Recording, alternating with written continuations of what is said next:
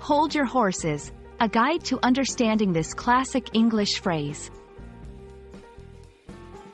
Hello, everyone. Today, we're diving into a fascinating English expression that you might have heard before.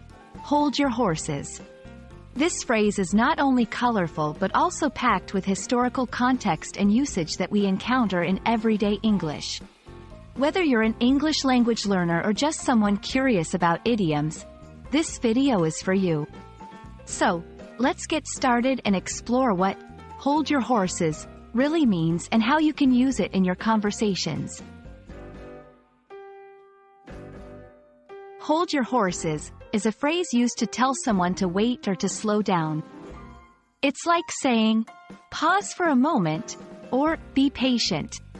The phrase is often used when someone is rushing into something or making decisions too quickly without considering all aspects. It's a friendly, albeit direct, way to caution someone to take a moment to think before proceeding.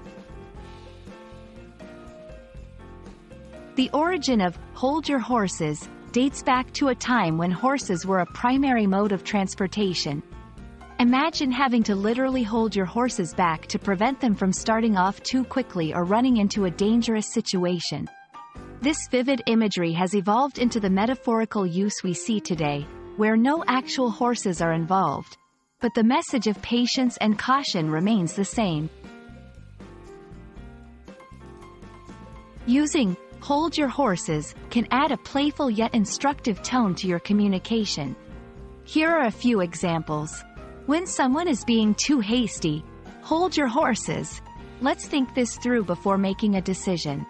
In a situation requiring patience, I know you're excited, but hold your horses. We need to wait for everyone to arrive. To slow down an eager conversation, hold your horses. We haven't discussed all the details yet. It's important to note that while the phrase is generally informal, it's widely understood and can be used in various contexts, from casual conversations to more formal discussions, as long as the tone remains appropriate.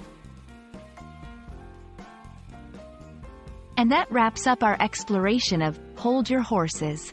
We hope this video has given you a deeper understanding of this colorful phrase, its origins, and how you can use it in your daily English conversations. Remember, language is not just about words. It's about the history and culture that shape its expressions. So, the next time you find yourself or someone else rushing into things, you'll know exactly what to say. Hold your horses. Thanks for watching, and we hope to see you in our next video.